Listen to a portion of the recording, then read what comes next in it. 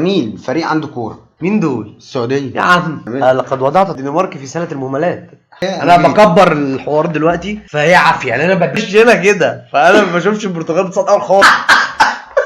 مبدئيا كده هولندا وامريكا. هولندا ساوث جيت يموت فيها، لك ادوها جابوا ابوها. وزعلان والله اللي انا صعدتهم الاثنين مع بعض.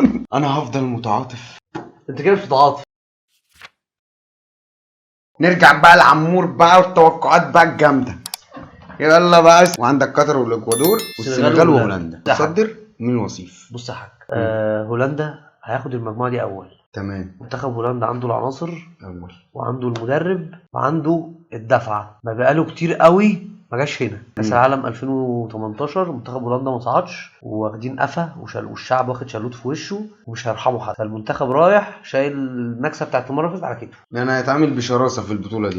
مين التاني؟ منتخب قطر بقى هيلاعب الاكوادور اول ماتش. منتخب قطر لو كسب الاكوادور وده انا متوقعه بنسبه كبيره هيعدي، لان مفيش منتخب استضاف البطوله دي وما عداش غير منتخب جنوب افريقيا، وكان منتخب تقيل على فكره. المنتخبات دي امر اخرها الكافح يا عم، ما هي الكافح هتوصل دور 16.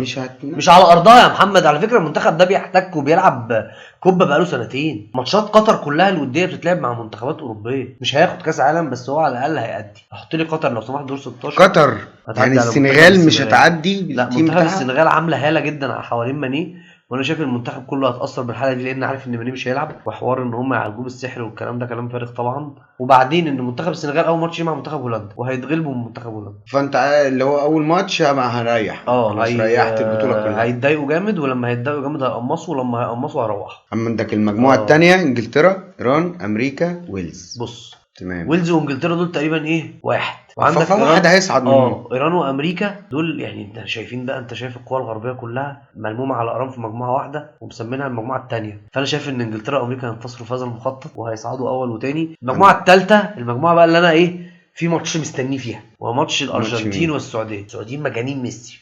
فلما هيلعبوا ميسي مش هيلعبوه زي ما بيلعبوا اي حد. ارجنتين اول. حلو. مين الثاني؟ عندك بولندا، المكسيك، السعوديه. منتخب المكسيك كان منتخب كويس.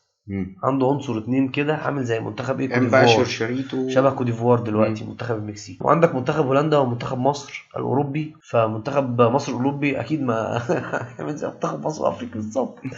فانا شايف ان منتخب السعوديه مع هيرفي رينار، وحط مليار خط تحت هيرفي رينار، فحط السعوديه منتخب. انا متضايق من توقعاتي. المجموعه الرابعه فرنسا، الدنمارك، تونس، استراليا. المجموعه دي بالنسبه لي المجموعه المفصليه في كاس العالم. انا شايف ان منتخب فرنسا هيصعد مركز تاني، بس خلينا عارفين ان منتخب فرنسا لو صعد مركز اول هيوصل سيمي فاينل. عامله فرنسا من لو الفرق المرشحه لكاس العالم. بس انا شايف ان خلي بالك يا محمد، ترتيبه ان الفرقه تبقى مرشحه لكاس العالم ملهاش دعوه بدور مجموعه. والتجربه بتاعت ايطاليا في 2006 ما غيرت كل حاجه. الدنمارك اول، منتخب فرنسا مركز تاني. اسبانيا، المانيا، اليابان، كوستاريكا. توقعي كان توقع المانيا واسبانيا.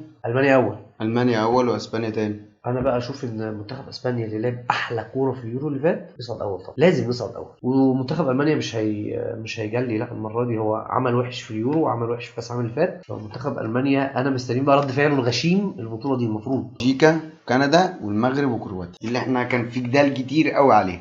انا شايف ان اقوى منتخب في الاربعه منتخب المغرب، كعناصر وكمنظومه وكفرقه. وزي ما قلت لك ان منتخب المغرب ممكن فكره كاس العالم هي اللي توحد المنظومه دي تحت هدف واحد. اتمنى يا رب يا رب يا رب كل التوفيق لمنتخب المغرب، المنتخب العربي اللي انا فعلا مستبشر فيه كل خير. تاني منتخب بلجيكا، برازيل، صربيا، سويسرا، الكاميرون. انت شفت صامويل ايتو طبعا؟ شفت صامويل ايتو وسمعته. اول برازيل منتخب جامد جدا في كل مركز 3 لعيبه فاول 9 نقط ومش هيكافح. ممكن يتعب بس في ماتش سويسرا، ده اللي يخلي سويسرا يصعد معانا. بس يا حاج، هو ميسي زي ما قلت لك ان البرتغال ما تصعدش اول. البرتغال تصعد تاني. مين بقى يصعد اول؟ مين يصعد اول على البرتغال؟ بص، هو كوريا خلاص. منتخب اوروجواي عنده 2 لعيبه مهاجمين من اغتت اللعيبه اللي ممكن تلعب قصادها دولي. حصل. منتخب اوروجواي يصعد اول لانه هيتعادل مع منتخب البرتغال وهيكسب غانا وهيكسب كوريا فرق اكتر من البرتغال. يعني تعادل بين البرتغال والاوروجواي.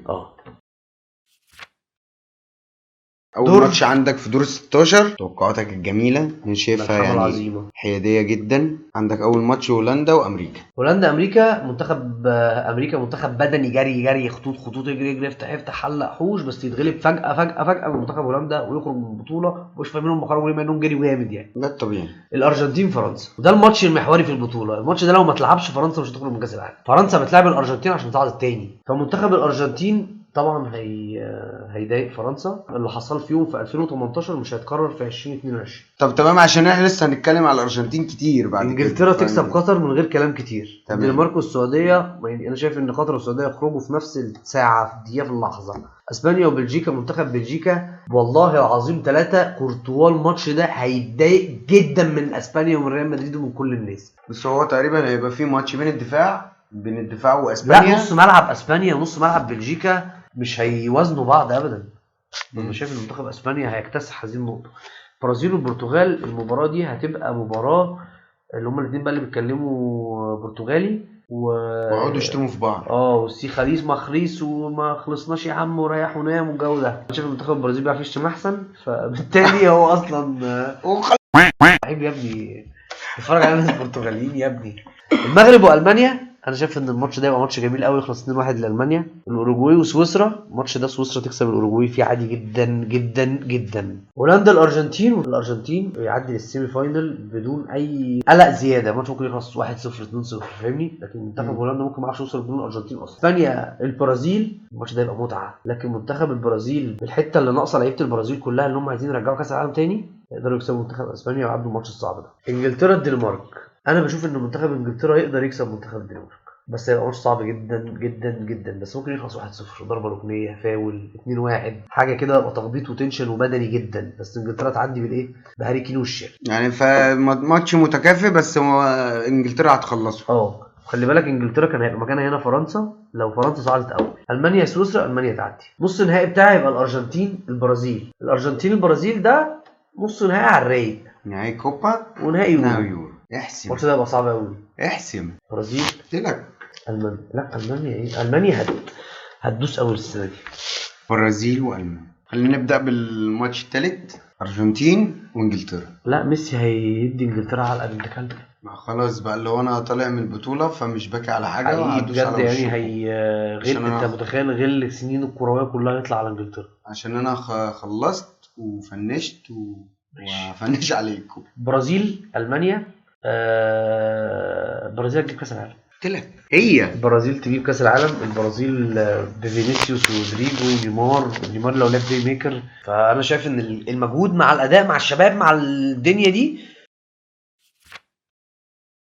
ده كان توقعي وده كان توقع محمد. هو توقع كاس العالم البرازيل، انا توقعت برضه كاس العالم البرازيل، بس كل الطرق اختلفت. انا طريقي غير طريقه، لكن النتيجه كانت واحده. والله العظيم ما كنا متفقين على حاجه. انا لحد اخر قبل التصوير على طول انا ما كنتش متوقع ان البرازيل هو اصلا متوقع انجلترا من قبل ما نبدا التصوير. انا بالنسبه لي ماتش انجلترا المانيا. دي كانت حلقتنا النهارده. شرفتني ونورتني يا محمد. عايزين نشوفك بقى كتير الفتره اللي جايه. اكيد. توقعات ناريه اخباريه صرف. انا راشق في المكان ده.